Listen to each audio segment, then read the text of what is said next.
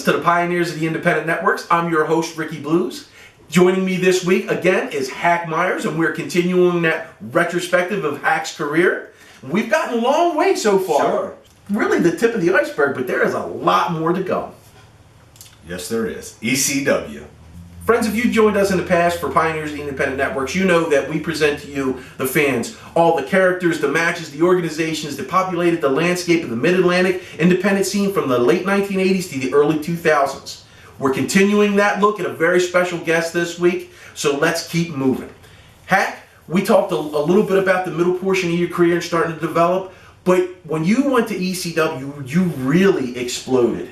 And not only did the Sunshine Network help us out with getting that over nationally, but you were starting to get that push. Yes. Talk a little bit about your getting in and that move. When I went to ECW, Paul Heyman had came down with 911 on a few shows, and I'm not sure if that was UIW shows or not. I can't remember the group in Maryland at the time we used to run, and Paul had came down and 911 and stuff, but after that, Paul saw me, and Axel actually got me my first trip up there, and I had one up there, and I worked with guys like Shane Douglas like the first couple times under a mask, and I remember I had the Hack Myers beard out here, which was a Danzig character that I developed, and that came from Sid, that came from one half of the Cream Team, and I just, back then, being a part of ECW was a great thing, and Axel had a lot of influence on that, and he did.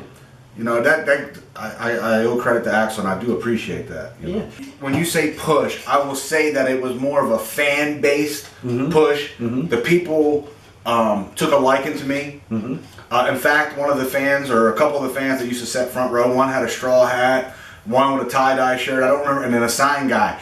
They pretty much took a listening to my matches. When I used to throw punches, I'd make like a hissing sound. It was kind of like a shot, shot, and the crowd, those guys, and then the crowd got into it, but they started chanting Shah, Shah, Shah. So when you say push, I want to clarify, because Paul Heyman and Todd Gordon, and it's a blessing, I guess, because at the time, even though I was up there, I didn't really know everything and not much of what I was doing. So I don't really blame them for not like giving me a push, but I think where I was at is where I probably needed to be at that point. But the fans and the fact that I paid my dues there, and they saw that, they're the ones who gave me more of an opportunity than Paul himself. And now, when I say that, there were a lot of guys up there, there was a lot of talent, way better than I was, and I was fortunate enough to be in that dressing room and learn from all those guys. But when it got to a point where I was getting over and things like that,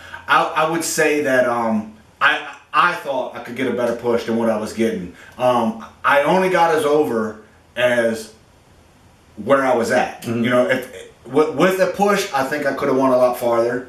But hindsight's 20/20. Looking at it now, I'm grateful for what I did get. A lot of things happened to me because of ECW, so I'm blessed. But when you say push, I'm grateful for the fans. The fans got Hack Myers over. The fans made ECW. Generated your own push. Yes. Through connecting with the fans. Couldn't have said it better myself. And isn't the wrestling world all about connecting with the fans? In my heart, that's the way I want it to be. And listen, and that's how I was a kid. You know, when Ricky Morton was getting beat up, and he made that comeback, and I can relate to that and want to see it. Or when the Road Warriors came out, and you heard that music and that energy, and I remember one of a local guy from the neighborhood I used to go with, we start beating each other up, sitting in the front or second row, paying the $50 to go to the Great American Bashes and all those back in the day, and the Crockett Cup. But when you heard the Road Warriors come out and stuff like, so yeah, the crowd and how they interact with the talent, the wrestlers that are in the ring is what makes it. It is. That's also one of the things. It's that slippery slope, because it's the thing that drives you. Absolutely. And that's a scary notion, and we'll talk about that a little bit later, but that's a scary notion. Now, through your ECW times, it did open a lot of doors, but you had the fortune too, sometimes the misfortune, of working the biggest names going on in the business that were coming through. Because people got to remember, ECW was an independent. Sure. But they pinched the flames of both the national superstars. Absolutely. They were setting the pace for what was going on in the WWF or WWE. They were setting the pace for what was going on in WCW, which had grown out of NWA. They were the trendsetters. They were the pace setters. It may not have started out that way, but there's a big but there. Mm-hmm. Those guys back then worked their butts off, worked so hard that the bigger companies didn't have but to look at us. It was a thrill for me as a young guy being around those guys because I learned a lot. And you got to be very careful because when you're a part of a business, you don't really want to be on the mark end of that business, right? Because you're in the locker room, you belong. Mm-hmm. I wanted to make sure that they knew and I knew I belonged where I was at because I paid my little bit of dues leading up to being there. Oh yeah. So I didn't really try to mark out, but I got to tell you, when Terry Funk walked in the dressing room and all, and I had the opportunity to work with him, oh man, I couldn't help but it because Terry Funk was one of my idols growing up, you know. And I respect Terry Funk.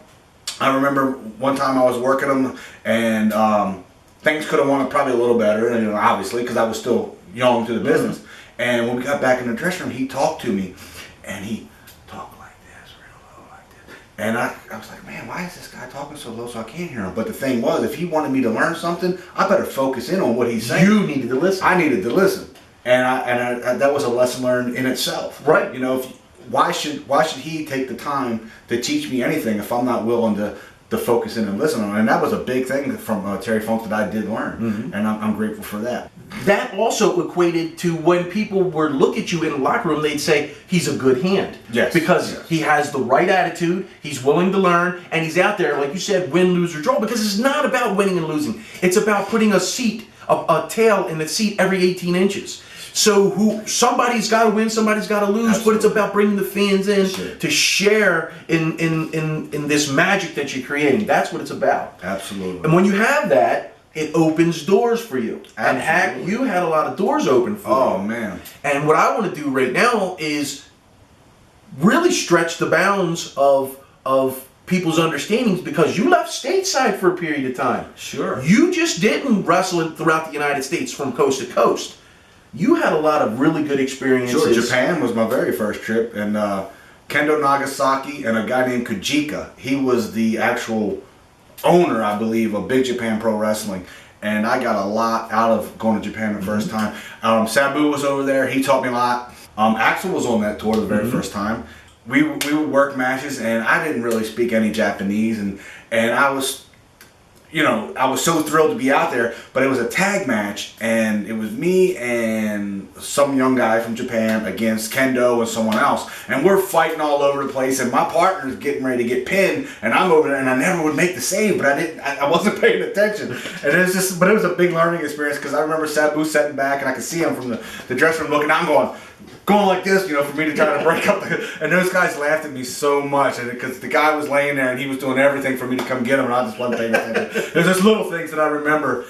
When I got to Florida, Kevin Sullivan, and this is going back when WCW was shooting TV out of Universal, and Kevin helped me out a great deal with TV, and you know, I was going back as an enhancement guy there and working with guys, and good paydays and all those different things, but anytime something would come up, and there was a Saudi Arabia tour, and this was like in 2002 though, but Kevin remembered me and from ECW and stuff, so he was one of the guys that helped me get booked on some overseas stuff, and we went over there to Tonka. You know, Chris Chavez. He put the connections together, but the matches and everything else, he booked Kevin, because Kevin's a genius at that. He's very smart. Kevin Sullivan is a very smart individual when it comes to this business. He knows how to make money. And we went over there, and that was a very successful tour. No women are allowed at the events over there. It's quite a different thing. It was a weird thing. It was all men, and but I mean, it was a good time, you know. And the experience of being overseas in Saudi Arabia. Now, this was a year after 9/11, so a lot of us were kind of nervous, but it was a good tour. Peru, I went to Peru a few times, and Peru was another place that I enjoyed being, but the culture over there, and it's a third world country, so to see poverty and stuff over there, it was a sad situation. But the wrestling itself, they loved this. I mean, you get off the plane and they knew we were coming. There'd be thousands of people waiting on us, and so it was really good over there. I mean, I had a lot of overseas experiences that were good. A lot of good stuff. Bahamas. We went to the Bahamas, and there was a guy from Florida. Chris Nelson, we were kind of partners on the road. We worked each other a lot, and we made a decent payoff. And I remember we had to borrow money to get back on the plane to come back, because you got to pay like an exit fee or something. It's like $20, $25. And mind you, we made some good money there, but we blew everything we had. We had to borrow money to get back out of the Bahamas. And the thing that a lot of guys and girls who watch this, they don't get, is when we do that, we would do that travel, we would go over, you go overseas and those types of things. Like in Japan, your go home was way different than what you see here in the United States. Oh man, they can last a long time. Right. Like, we would work like a 30, 40-minute match, and like 15 minutes of that would be going into the finish. And that was your go home. The go home. And man, I couldn't do that today, buddy. No, but it is. It's a different presentation. Absolutely. And that's incredible, when the breadth of experience that you get when you travel places, because culturally it's different. So Hack, what we're going to do now is let's talk a little bit about your Florida days when you got there, because that's a whole different story that we've really only just touched on. Right. And Florida brought up a lot of opportunities for me, but the way it happened from the transition of leaving ECW to going to Florida is, I always wanted to live in Florida. I had some family that went to Florida, and I decided to go. And what happened is we did a match in Philadelphia. It was like the loser leaves for 6 months, and Scorpio came out and beat me in like a matter of a minute and 30 seconds or something like that. And off I was. And I come to Florida, and the first person I get a hold of is Kevin Sullivan. And I told him I was looking for work, and there was a guy in Miami named Bill Brown. And I called Bill Brown. He said he'd be glad to have me. Well, the first show I worked was in Alamorada, Florida, which is a part of the Keys. Long drive from Daytona. First time working for Bill Brown. The show wasn't for the next day. It was a day show, but he brought us in. We stayed at a hotel the night before. Me, Luna, and Gangrel, Vampire Warrior, got together, had a few drinks, whatever. Next thing I know, ladies and gentlemen, I'm waking up with sand in my mouth. I'm naked. Imagine this fat guy with hair on his back, naked, on the beach. The next thing I know, I look over, and there's Vampire Warrior. Half his body's in the ocean. There's no Luna. All my clothes are off, and my jewelry's gone. I'm like trying to wake up, and I'm like, what happened? What happened? Anyhow, I wind up working the match. It wind up not being a bad match, but I just remember Bill Brown looking at me like, what did I just... And he goes, I heard of you ECW guys. I heard of you ECW guys. And I remember at breakfast, I was trying to eat a piece of bread, and I couldn't even swallow. I was so hungover. I was afraid to throw up. But anyhow, the match I wound up having, but that was my first experience with Bill Brown. But evidently, it made some kind of impact, good or bad, because he brought me in on a lot of shows. Bill Brown was one of those guys and that used me every opportunity. We became good friends. Mm-hmm. He used me all the time. Long drives, but it was worth it. Bill was a good guy. He had another partner named Bernie Siegel, and those two, it was called Sunshine Wrestling. Then, God bless his soul, Mike Graham had sold the Florida name originally to a guy named Harry Venice, who was the mayor of Davie, Florida, I believe, and Bill. I think they had some kind of some agreement there. Like a collective business. Collective. But anyhow, then it turned into Florida Championship Wrestling.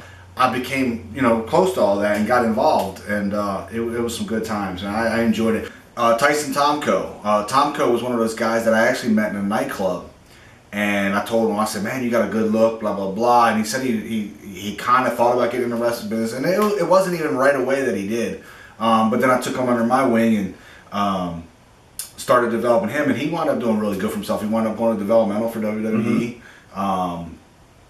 got a job, and he done pretty good for himself, and he was a bodyguard for Christian, and done a few things. Then he wound up going back to TNA. And then when he got to TNA, I was kind of flat, not doing anything. And he had called me up and said, "Hey, would you be interested in let me talk to Terry Taylor." I said, "There's no wrestling positions or nothing like that." But the Harris boys had just left, and they were doing their security for TNA.